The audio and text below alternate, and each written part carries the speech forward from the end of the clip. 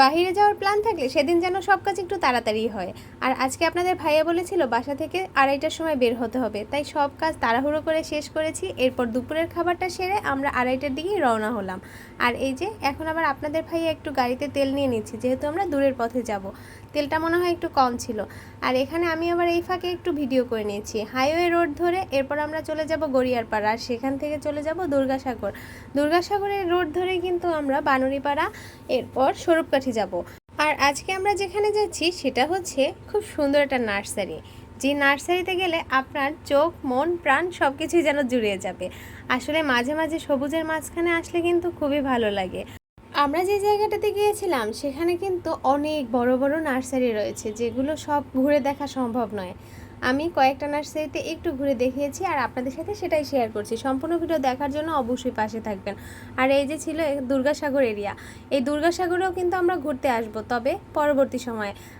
গাছ পছন্দ করে না এরকম মানুষ মনে হয় খুব কমই আছে। আমার কাছে তো খুবই ভালো লাগে, যেমন বেলকুনিতে যদি একটু ফুল গাছ থাকে, ছাদে যদি একটু ফল গাছ থাকে, তাহলে কিন্তু অনেক ভালো লাগে, তাই না?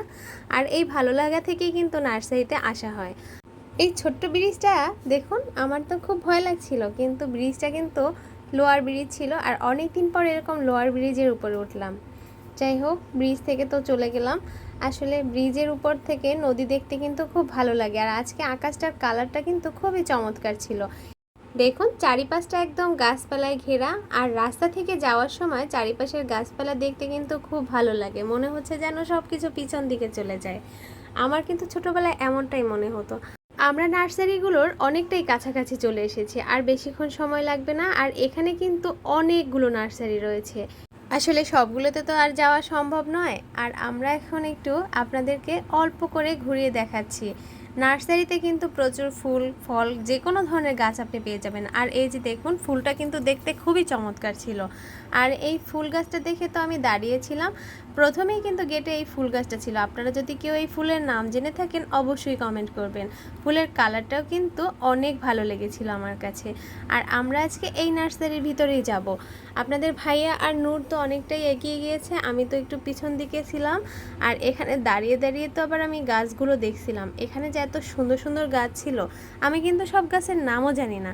আসলে এই যে দেখুন, এই গাছটা দেখতে খুব সুন্দর লাগছে না, কিন্তু গাছটার নাম আমার জানা নেই।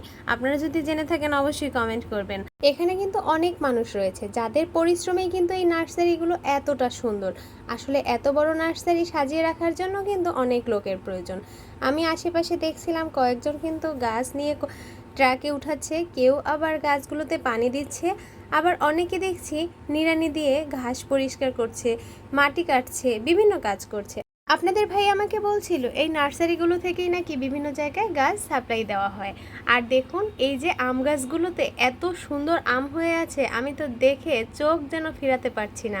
আপনাদের ভাইয়াও তো এই আম গাছগুলো খুবই পছন্দ করেছিল। আসলে আমগুলো মনে হচ্ছিল যেন ধরে একটু দেখি, তবে ধরা তো ঠিক হবে না।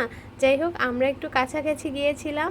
আর এই যে দেখুন লম্বা লম্বা একদম এই আমগুলোর নাম জিজ্ঞেস করাতে তারা বলল এটা ব্যানানা আম। আর এই পাশে রয়েছে লাল ছোট ছোট আম। এই আমটা দেখতে কিন্তু খুবই চমৎকার। আর এ পাশটাতে দেখুন চেরি ফল হয়ে আছে, আর এই চেরি ফলটা দেখতে কিন্তু খুব ভালো লাগে। আপনাদের ভাইয়া কিন্তু আমগুলোর একদমই কাছে গিয়েছিল, আর আমগুলো একটু ধরে তারপর ছবি তুলে নিয়েছিল। নার্সারির এরিয়াটা এত বড় ছিল, আমার মনে হয় না আমি পুরো এরিয়াটা আপনাদেরকে ঘুরে দেখাতে পারবো। আমি কিন্তু অনেকটা এরিয়াতেই ঘুরেছি। এখানে এক পাশে আম গাছ, এক পাশে মালটা গাছ, আবার কোথাও ছবেদা গাছ, এরকম ছিল। আর এই গাছগুলোতে মাশাল্লাহ অনেক সুন্দর ফল ধরে আছে।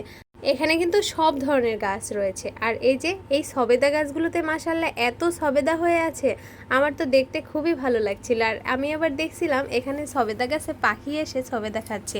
আর এদিকে দেখুন মালটা গাছগুলোতেও মাশাল্লাহ অনেক মালটা হয়েছে। গাছগুলো কিন্তু বালতিতে লাগানো, তাও কি সুন্দর ফল ধরে আছে। আসলে ছাদ বাগানেও এই গাছগুলো লাগালে কিন্তু অনায়াসই ফল পাওয়া যায়।